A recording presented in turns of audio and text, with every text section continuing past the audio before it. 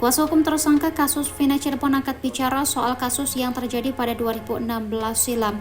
Kasus Vina Cirebon kembali diperbincangkan setelah diangkat dalam film layar lebar berjudul Vina Sebelum 7 Hari. Kuasa hukum tersangka kasus Vina mengatakan ada sejumlah kejanggalan yang menjerat kliennya. Jogi Nainggolan memegang 5 tersangka yakni Eko Ramdhani bin Qasim, Hadi Saputra Kasana, Jaya bin Sabdul, Eka Sandi bin Muran, dan Supriyanto bin Sutadi. Untuk kuasa hukum Saka Tatal dan Sudirman dipegang oleh pengacara Titin. Sedangkan tersangka Rivaldi Aditya Wardana alias Ucil menunjuk Wiwit Widyaningsih dan Cindy sebagai kuasa hukumnya. Dilansir dari Tribun Jabar, para kuasa hukum tersangka menyebutkan beberapa kejanggalan dalam kasus Vina Cirebon. Kejanggalan pertama merupakan luka yang dialami korban Vina dan Eki. Kuasa hukum pelaku menerangkan bahwa korban dalam fakta persidangan disebut mengalami luka tusukan di dada dan di perut. Namun, menurut kuasa hukum pelaku, faktanya tidak demikian dan mengatakan dari hasil visum atau otopsi tidak ada luka akibat tusukan benda tajam. Titin juga menjelaskan bahwa pakaian yang diperlihatkan di persidangan dalam kondisi utuh.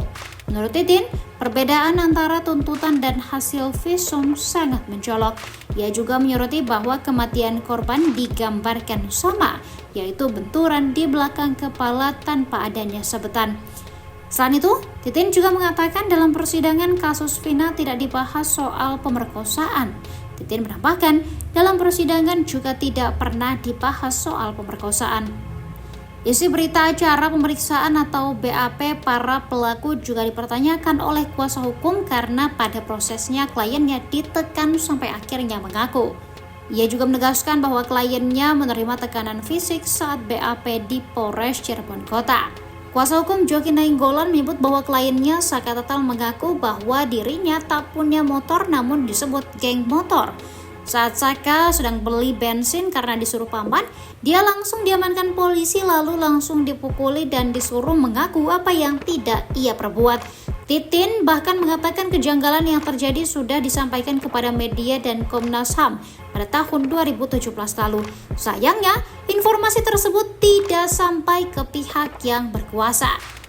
Ia lantas menegaskan bahwa kasus ini semakin terbuka setelah diangkat dalam film.